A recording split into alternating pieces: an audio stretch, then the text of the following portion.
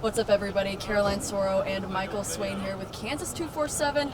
We're here in the booth right after KU just went 5-0 in the season. It's the first time since 2009, and the first time that the team has been 3-0 here at home since 2009 as well. So, Michael, just off the bat here, what are some of your thoughts from the very beginning of the game? I know there's a lot going through my brain.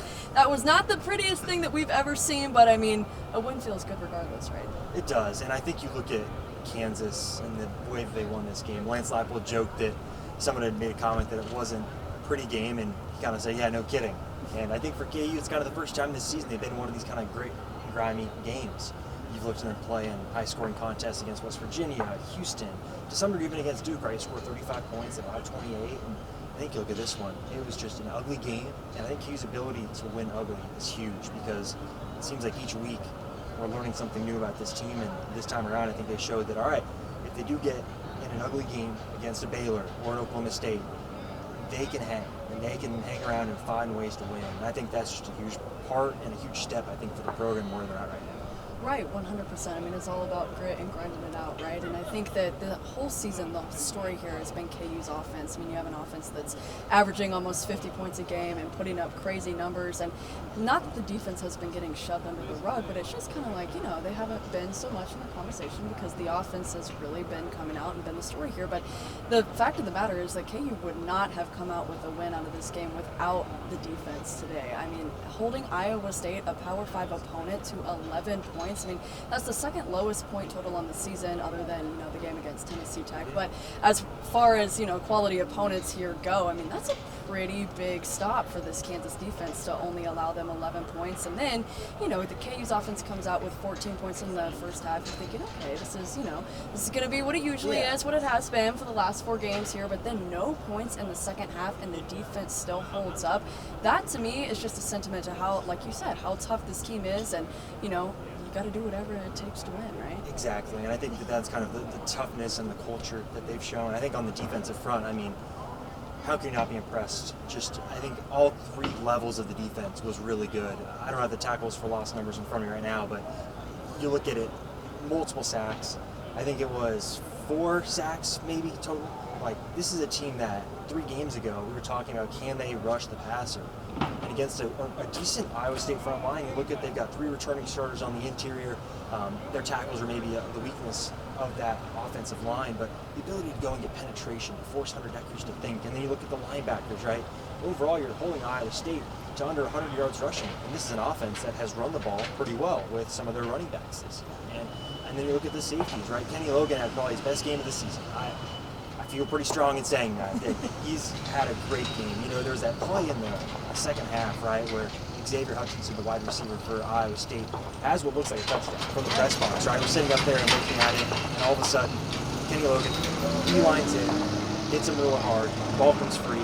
And I think those are the types of plays that KU in years past has lacked. It's those winning plays and the ability to make that kind of split second change the game. And Kenny Logan, I thought, did that. I mean, overall, you're not looking at this defense like, okay, you got to build on it now. You look at TCU coming in next week. They dropped 50 points. I was going to say, on a good Oklahoma team, too. I mean, number 18 in the country, they dropped a little bit after that loss to K-State for sure. But, I mean, yes, you're coming in against an offense that's also putting up numbers like your offense has.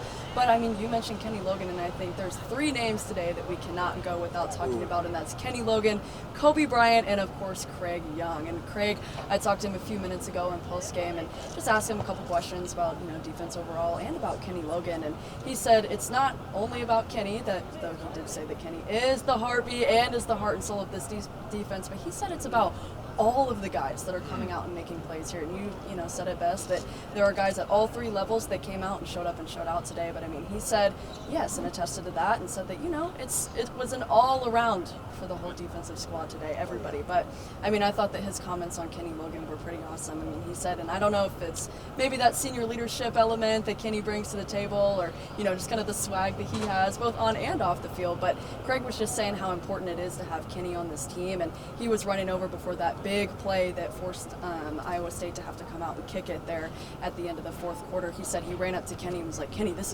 was all you, man. Like making that stop, this was all you, and we wouldn't be here without you. And Kenny was just hyping him up, and they're returning the favor to each other, and he just kind of gets the guys going and is encouraging in the huddle and is coming out and making plays on the field. So he was a difference maker for sure. But Kobe Bryant, I mean, let's talk about that pick, and let's talk about what was almost that pick. Gosh, I mean, if he had came down with that would have been the stop that Kansas needed at that point. And I mean, it still was. It was a momentum shifter for sure. I mean, Iowa State didn't come away with any points on that drive. It was another missed kick that resulted after that. But I mean, let's just talk about his performance here for a second. Another, what is that, his second on the season today?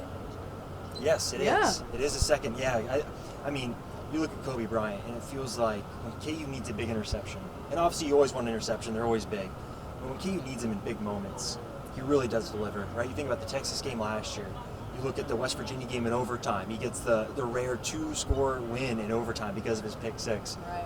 And then you look today. He basically sets KU up for, I think, their second score of the game. Mm-hmm. Yep. KU really struggled, I think, at times to drive the ball and sustain drives. They weren't the most aggressive, I don't think, and I think for that play right there, we're 20 yards away from where we're standing right now. He is the guy that makes these big plays, and it's just so huge. And you look at him tackling too. I think you look at his growth over the last year. This time last year, really good coverage guy, probably not the best tackler. Today, he gets 6 tackles. I think he's one of the 3rd or 4th most on the team. Just a really solid outing from him, and I think Romello Dotson deserves some credit too, right? A really good tackler, led the team in tackles again, 7 total.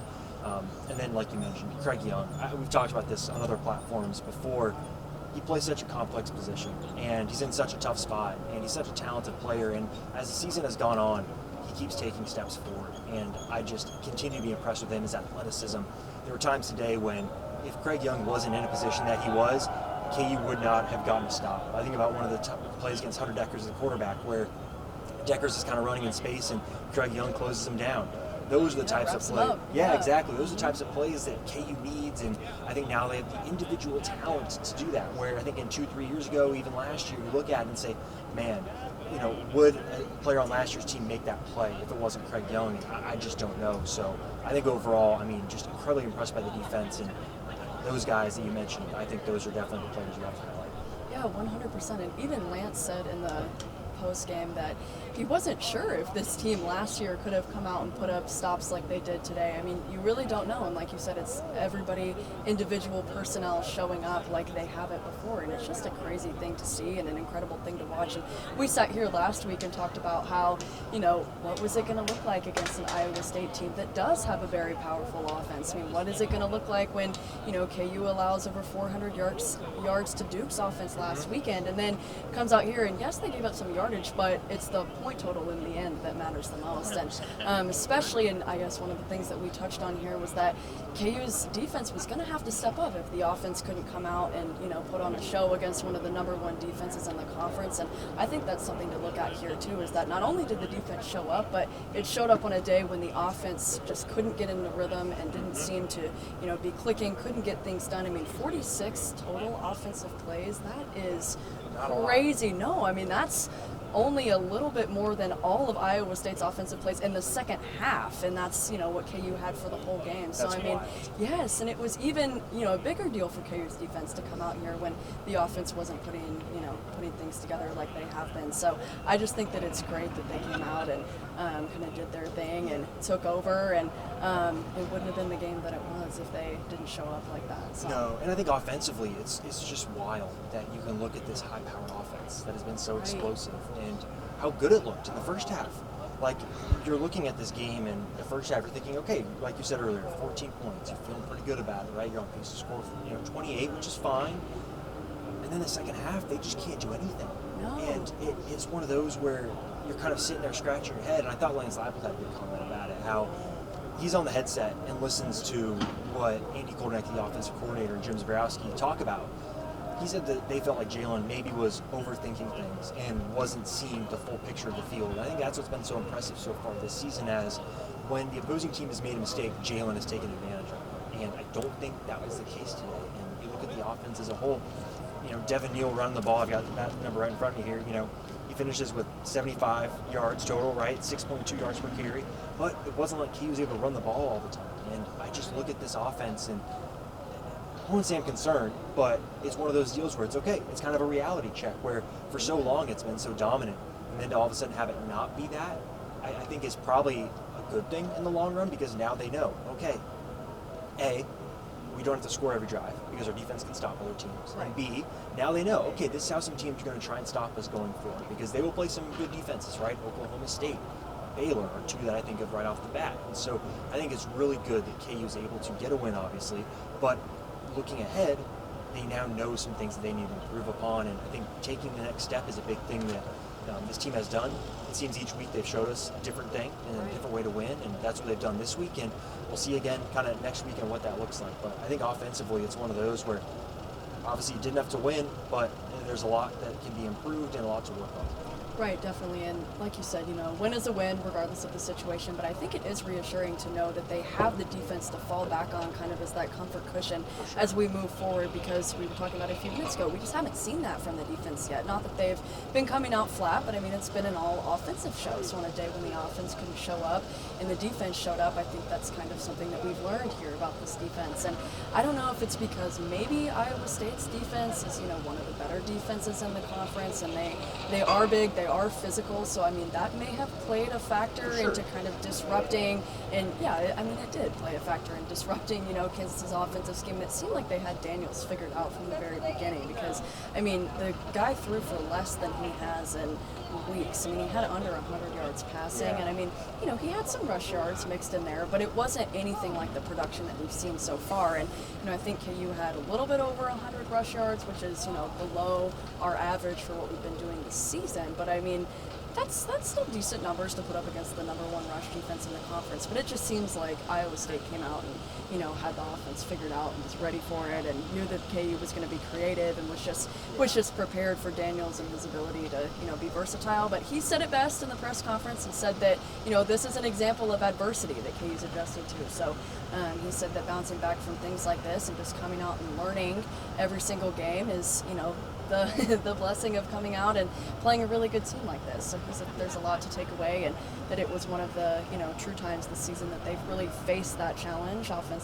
So I think it's a good thing, and it's better that they have a win to kind of back that up. But I think it's a good thing, especially moving in to play TCU next week. I think that's going to be a tough challenge. Another conference game. It will be at home, which helps. And Leipold and all the players have commented on how much it helps to have people in the stands, and 2 sellout crowds back to back is a pretty big deal. Something that hasn't happened here in a long time. But I mean, this is a team that dropped over 50 on OU today, and so it's going to be another test for KU's defense, but also for the offense as well. I mean, it's going to be a test all around.